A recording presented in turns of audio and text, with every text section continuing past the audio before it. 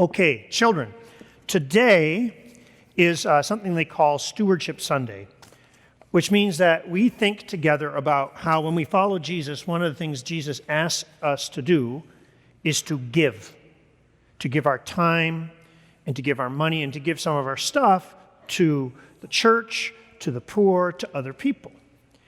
And one of the things that I'm going to read a passage, and in that passage, what will teach us is that we're supposed to do something he calls first fruits giving.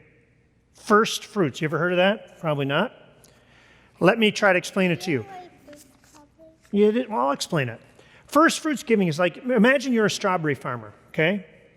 And you grow strawberries, and that's why you make your living. If you're a first fruits giver, what God says in the Old Testament is you take the first strawberries that grow. So the first strawberries that you see on the farm, the first plants that show, and you give those fruit to God and to others. And then the rest of the fruit, that's for you. That's first fruit giving. That's different than last fruit giving. Some people want to do last fruit giving. And that means if you're the strawberry farmer, you grow the strawberries, and the first strawberries that you see, you eat. And then when you're sort of full of strawberries, you say, maybe I'll make some strawberry jam. You make a whole bunch of strawberry jam. And when you're sick of that, you sell some strawberries. And then maybe at the end, when there's a few little dry strawberries left, those are the ones you give away. That's last fruit giving. But God doesn't want us to do last fruit giving. He wants us to do first fruit giving, which reminds me of a story. Once upon a time, there was a boy named Marvin. Marvin got from his mom $2 bills.